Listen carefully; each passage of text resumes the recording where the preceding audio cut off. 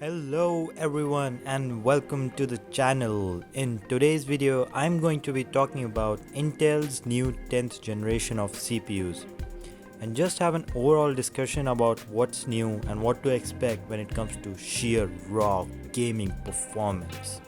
So stay tuned, my name is Palchin and let's start the video. From where do I even start? Okay, so Intel calls its 10th gen desktop chips, and I quote, the fastest gaming processors, and not the fastest processor overall, like they used to call their new chips a while back ago. And that's because of AMD. Now, do keep in mind that when it comes to gaming, Intel still holds the lead in that regard against AMD. Take for example their new i9 10900K. It is an unlocked 10 core and 20 threads processor that can reach up to 5.3 GHz. Wow! And there is no other chip in the market that comes anywhere near that speed. The AMD's chips don't even make it over the 5.0 GHz hurdle. Credit where credit is due, Intel still holds the title for best gaming processor in the market. The 10th generation is codenamed as Comet Lake S, and these CPUs bring a slew of improvements and a few new surprising features. And the first one being so many cores. The new Comet Lake CPUs have a lot of cores, and not just in the top tier range of CPUs but in every tier. Just have a look. The i9 tier of CPUs have 10 cores and 20 threads. The i7 tier of CPUs have 8 cores and 16 threads. The i5 tier of CPUs have 6 cores and 8 threads. And the i3 tier of CPUs have 4 cores and 8 threads. And then you have the Pentiums and Celerons with 2 cores respectively. The only difference in each tier, despite having the same cores, is the core clock speeds. Some will have less and some of them will have more. Whenever buying a new CPU, you should always aim for a higher clocked CPU, no matter the tier you are in. This will provide you with more performance as each individual core will be able to process information at a much faster rate. And similarly, the more cores there are, the more instructions a system can process simultaneously. Therefore, more performance. So if your workload involves heavy apps like photo or video editing or games, then all those cores and the high clock speeds will certainly be helpful.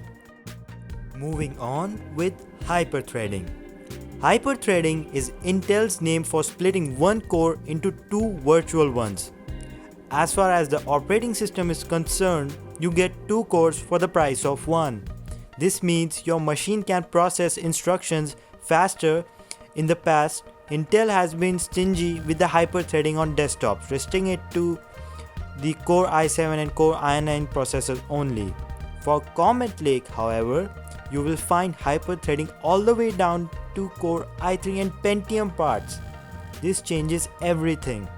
As a result, this means that there could be some surprising deals on low tier CPUs for budget gaming. Another thing that's new in this generation is the ability to turn off the threads in order to reduce the overall heat generated. As discussed earlier, the upside of Intel's hyperthreading is that it allows the CPU to work faster. As usual with PC hardware, the downside is higher performance comes at the cost of generating more heat. With Comet Lake, Intel makes it possible to shut off hyperthreading on a per core basis. So instead of one core operating like 2, one core will operate like 1. With fewer cores working, the CPU generates less heat. With less heat, the cores that are working can perform at a higher level for longer periods, but again at the cost of reduced performance. It's a bit unclear as to how this will all work in practice. However, it appears that turning off hyperthreading will require a dip into the motherboard BIOS instead of a simple switch in Windows 10.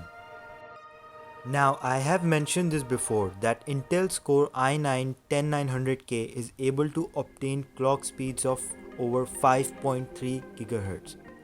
CPU speeds are measured in gigahertz. Generally, the higher the clock speed, the better a CPU performs. There are some big caveats to that statement, but I won't get into those details over here. Consumer CPUs usually haven't surpassed the 5 GHz mark, if you're not aware, but Intel has found a way to do so. Comet Lake CPUs use a new technology called Thermal Velocity Boost, or TVB. This will push a single core up to 5.3 GHz when the processor's temperature is below 70 degrees Celsius. That single core will be able to perform at a higher level for short bursts, which can help for gaming and other demanding applications. However, the Core i9 Comet Lake desktop CPUs will also have a feature called Turbo Boost 3.0 Max. This finds the two top performing cores, as not all cores perform equally well on a processor, and pushes their speeds a little higher for certain uses, such as gaming. Again, the result is a faster processor under certain workloads. Out of all the mentioned 10th gen CPUs, you can only find a few of them available in the market right now, and those are the i7-10700K and i7-10700, the i5-10500 and i5-10400, and the i3-10100, and these will be linked in the description, so you can go ahead and check them out for yourself. All the Comet Lake S CPUs use the new LGA1200 socket, and the motherboards going alongside will be designated as Z490, B460, H470 and H410. Intel is showing a lot of promise with their new CPUs, but AMD is not to be ignored, and why is that? I will talk about this in the next video, so stay tuned. And if you liked my video, then a thumbs up would be appreciated, and while you're at it, smash the subscribe button as well for more content like this in the future. Until then, I will see you guys in the next video.